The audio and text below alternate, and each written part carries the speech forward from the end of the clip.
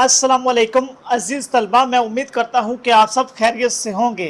अज़ीज़ तलबा, आज की इस वीडियो में हम उर्दू ग्रामर का बहुत ही अहम टॉपिक शेरी इस्लाहात उनको पढ़ने वाले हैं और उनको समझने वाले हैं।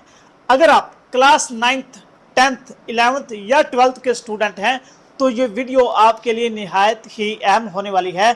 तो वीडियो को आखिर तक लाजमी देखिएगा, क्योंकि इस वीडियो के आखिर तक मैं शेरी इस्लाहात के मतलब आपको वो तमाम चीज़ें बताऊंगा जो बहुत ही अहमियत रखती हैं शेरी इस्तिलाहात में। तो स्टूडेंट्स, इस सिलसिले में हम चलते हैं कि शेरी इस्तिलाहात में चीज़ें क्या क्या होती हैं। पहले नंबर पर हमारे पास होता है मिसरा, उसके बाद हम शेर को पढ़ेंगे, उसके बाद काफिया, फिर हम रदीफ़, मतला और मक्ता। इन 6 चीज़ों को जो शेरी इस्तिलाहात के लिए बहुत ही ज़्यादा अहम होती हैं, आज उनको हम पढ़ेंगे। तो सबसे पहले हम चलते हैं मिसरे की तरफ कि मिसरा क्या होता है। स्टूडेंट्स, शेर की एक सतर बोलते हैं लाइन को। किसको बोलते हैं? लाइन को। शेर की एक सतर को क्या कहते हैं? मिसरा। यानी कि कोई भी शेर हो, वो नज़म का हो, वो गज़ल का हो, उसकी एक अकेली लाइन, उसको हम क्या कहेंगे कि वो हमारे लिए मिसरा है। मिसाल के तौर पर मैंने आपके सामने एक शेर लिखा, नहीं तेरा नशेमन कसरे सुल्तानी के गुंबद पर, तू शाही है बसेरा कर पहाड़ों की चट्टानों पर। यहाँ हमारे पास कितनी लाइनें हैं? 2। एक तो ये है और दूसरी ये है। हमने तारीफ में पढ़ा है कि सिर्फ एक सतर हो, एक लाइन हो, तो उसको हम क्या कहेंगे? मिसरा। तो इस शेर में अगर हम इस लाइन की बात करें तो ये हमारे पास क्या हो जाएगा? ये हमारे पास मिसरा। अगर हम इस अकेले की बात करेंगे तो ये हमारे पास क्या हो जाएगा? मिसरा। तो आपको समझ आ रही होगी कि किसी भी शेर में किसी एक लाइन, एक सतर की बात करें तो वो हमारे के लिए क्या कहलाता है? मिसरा। इसके बाद नंबर 2 पे हम आ जाते हैं शेर। कि शेर क्या होता है? 2 मिसरों के मजमूए को हम क्या कहते हैं? शेर। अब स्टूडेंट्स, हमने यहाँ पढ़ा था कि एक सतर को हम क्या कहते हैं? मिसरा। और अब ये 2 मिसरे हों तो ये हमारे लिए क्या हो जाएगा? शेर। मिसाल के तौर पर ये हमने पढ़ा था शेर, नहीं तेरा नशीमन वाला। इसकी एक लाइन ये थी और दूसरी लाइन हमारे पास ये थी। एक को हमने मिसरा कहा, और अगर हम इन दोनों को इकट्ठा कर दें तो ये हमारे लिए क्या हो जाएगा? ये हमारे लिए शेर बन जाएगा। आगे हम इसकी दूसरी एग्जाम्पल देखते हैं कि मोहम्मद से वफा तूने तो हम तेरे हैं। एक सतर, एक लाइन, इसकी एक मिसरा ये हो गया। दूसरा, ये जहाँ चीज़ क्या लोहो कलम तेरे हैं। अब इन दोनों को हम इकट्ठा करेंगे तो ये हमारे लिए क्या हो जाएगा? ये हमारे लिए शेर हो जाएगा। तो स्टूडेंट, ये था शेर। इसके बाद नंबर 3 पर हमारे पास आ जाता है काफिया। काफ़ी ज़्यादा स्टूडेंट जो काफिया होता है उसमें काफ़ी ज़्यादा कंफ्यूज हो जाते हैं। बेसिकली इसकी डेफिनेशन को पढ़ते हैं, फिर मैं आपको समझाता हूँ कि काफिया होता क्या है। शेर के आखिर में आने वाले हम आवाज़ अल्फाज। क्या बात हो रही है? हम आवाज़ अल्फाज। यह स्टूडेंट क्या करते हैं कि जो हम अल्फाज होते हैं, ऐसे अल्फाज जो एक जैसे लिखे होते हैं, उनको क्या समझ बैठते हैं? काफिया। लेकिन यहाँ बात क्या हो रही है? सिर्फ हम आवाज़ अल्फाज, जैसे नेक, एक, केक, ये क्या है? हम आवाज़ अल्फाज। ये लिखने में लहदा है लेकिन आवाज़ क्या दे रहे हैं? मुख्तलिफ। तो ये हमारे लिए क्या हो जाएंगे? काफ़ी अल्फाज। आगे इसकी डेफिनेशन हमने पढ़ ली है, इसको शेर के साथ समझते हैं। बंदायो साहबो महताजो गनी एक हुए, तेरी सरकार में पहुँचे तो सभी एक हुए। अब इस शेर में हमने वो अल्फाज ढूंढ रहे हैं जो लिखने में लहदा है लेकिन आवाज़ आखिर में एक तरह की दे रहे हैं। तो वो हमारे पास कौन सा आ रहा है? एक तो गनी आ रहा है, और नीचे वाली सतर, नीचे वाली लाइन मिसरे में हमारे पास क्या आ रहा है? सभी। तो ये दोनों क्या दे रहे हैं? सभी और गनी, ये एक ही जैसी आवाज़ दे रहे हैं। तो ये हमारे पास क्या हो जाएंगे? ये हमारे पास काफिया हो जाएंगे। तो स्टूडेंट, समझ आ गई होगी कि काफिया क्या होते हैं। इसके बाद हम आ जाते हैं रदीफ़। ये क्या होता है? बेसिकली रदीफ़ का मतलब होता है बाद में आने वाला, पीछे चलने वाला। और ये अरबी ग्रामर से लफ्ज़ निकला है जिसका मानी होता है घुड़सवार के पीछे बैठने वाला। यानी कि ऐसा लफ्ज़ جو بعد میں آئی اس کو ہم کیا کہتے ہیں کہ وہ ہمارے لیے ردیف ہوتا ہے۔ تو سوال یہاں یہ ہے کہ کس کے بعد یہ لفظ آئے تو یہ کیا کہلائے گا؟ ردیف۔ تو اب ہم اس کی ڈیفینیشن پڑھتے ہیں تو ہمیں یہ بھی پتہ چل جائے گا۔ نظم یا غزل میں قافیہ کے بعد، کس کے بعد؟ قافیہ کے بعد آنے والے الفاظ کو ہم کیا کہتے ہیں؟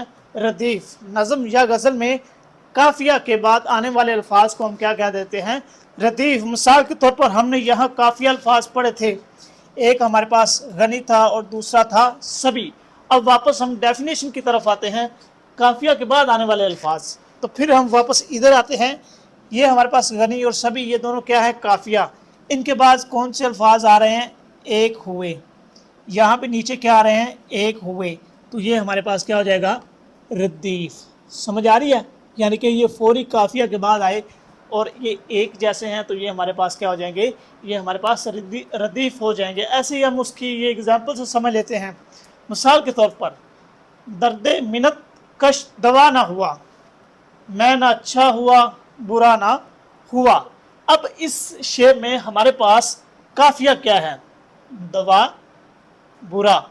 ان دونوں کے آخر میں الف آ رہا ہے، لیکن یہ آواز بھی ایک طرح کی نکال رہے ہیں اور ان میں کچھ ورڈز علیحدہ علیحدہ لکھے ہوئے ہیں، دوا اور برا۔ تو یہ ہمارے پاس کیا ہو جائیں گے؟ یہ ہمارے پاس قافیہ ہو جائیں گے۔ کیا ہو جائیں گے؟ قافیہ۔ تو ہم نے پڑھا ہے کہ قافیہ کے فوری بعد آنے والے الفاظ ہمارے لیے کیا ہو جائیں گے؟ وہ ہمارے لیے ردیف ہو جائیں گے۔ کیا ہو جائیں گے؟ ردیف۔ تو اسٹوڈنٹس سمجھ آ گئی ہوگی آپ کو ردیف کیا ہوتا ہے، یعنی کہ قافیہ کیا ہے؟ فوری بعد آنے والے الفاظ ہمارے لیے ردیف ہوتے ہیں۔ اس کے بعد ہم آ جاتے ہیں کہ مطلع کیا ہوتا ہے۔ مطلع سے مراد ہوتا ہے طلوع ہونے کا۔ سورج ہے یا چاند ہے، وہ جس جگہ سے نکلتا ہے اس کو ہم کیا کہتے ہیں؟ کہ یہ مطلع ہے۔ اب ہم اس کی ڈیفینیشن کو پڑھتے ہیں کہ اردو گرامر میں اس سے کیا مراد ہے۔ غزل کے پہلے شعر، کس شعر کو؟ پہلے شعر، جس کے دونوں مصرے ہم قافیہ ہوں۔ ہم قافیہ ہم نے پڑھا ہے نا کہ جو آواز ایک جیسی نکالتے ہوں، ہم آواز نکالتے ہوں اور ہم آواز ہوں، وہ ہمارے لیے کیا ہوتے ہیں؟ ہم قافیہ۔ اور ہم ردیف کیا ہوتے ہیں؟ جو قافیہ کے فوری بعد آ جاتے ہیں وہ ہمارے لیے کیا ہوتے ہیں؟ ہم ردیف ہوں کیا کہلاتے ہیں؟ مطلع کہلاتے ہیں۔ مثال کے طور پر فقیر نہ آئے صدا کر چلے۔ اب یہ ایک شعر یہ ہے، اس کے بعد میاں خوش رہو ہم دعا کر چلے۔ اب ایک شعر یہ ہے اور ایک مصرع یہ ہے اور دوسرا یہ ہے۔ اب ان دونوں میں ہم نے ڈھونڈنا ہے کہ قافیہ کون سے ہے، ہم آواز الفاظ کون سے ہیں۔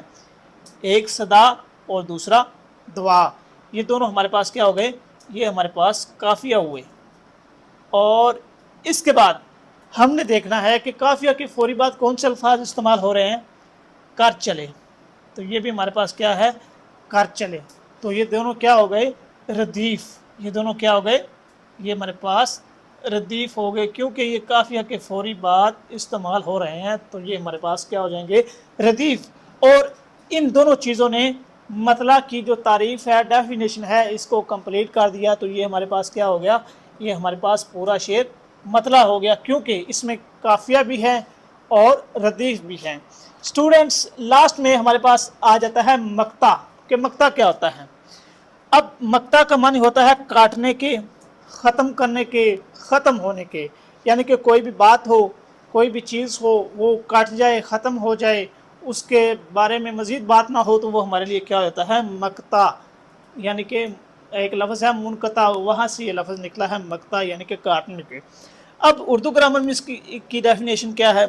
غزل کے آخری شعر جہاں شاعر اپنا تخلص ادا کرتا ہے، یعنی کہ غزل کا وہ آخری شعر، وہ آخری دو لائنیں جس میں جو شاعر ہوتا ہے وہ اپنا تخلص ادا کرتا ہے۔ اب تخلص کیا ہوتا ہے؟ جو شاعر ہوتے ہیں وہ اپنا اصل نام کی بجائے کوئی اضافی نام شاعری کے لیے استعمال کرتے ہیں، اس کو ہم کیا کہتے ہیں؟ تخلص۔ جیسے ہمارے پاس ایک شاعر ہے مرزا اسد اللہ خان، اور وہ شاعری میں اپنا نام مرزا غالب کہلواتے ہیں۔ تو مرزا اسد اللہ خان کا اصل نام مرزا اسد اللہ خان، لیکن وہ مرزا غالب شاعری میں لکھتے ہیں، تو یہ ان کا کیا ہو جائے گا؟ تخلص۔ آگے اس کی مثال کے پہ چلے جاتے ہیں۔ مثال کے طور پر میں نے مانا کہ کچھ نہیں غالب، یہاں مرزا اسد اللہ خان یعنی کہ مرزا غالب، انہوں نے اپنا کیا استعمال کر دیا؟ تخلص استعمال کیا۔ اور جس شعر میں ہم دیکھیں کہ جو شاعر ہے وہ تخلص استعمال کر رہا ہے تو وہ ہمارے لیے کیا ہوتا ہے؟ مقطع۔ تو یہاں یہ تخلص استعمال ہوا تو یہ ہمارے لیے کیا ہو گیا؟ مقطع۔ تو سٹوڈنٹس، آج کی اس ویڈیو میں ہم نے شعری اصطلاحات کی بہت ہی بنیادی اور اہم چیزیں سیکھی۔ اگر کسی سٹوڈنٹ کو اس لیکچر میں کوئی چیز سمجھ نہ آئی ہو یا وہ کسی چیز پر مزید رہنمائی لینا چاہتا ہو تو وہ کمنٹ سیکشن پر کمنٹ کر کے اس پر مزید رہنمائی لے سکتا ہے۔ شکریہ۔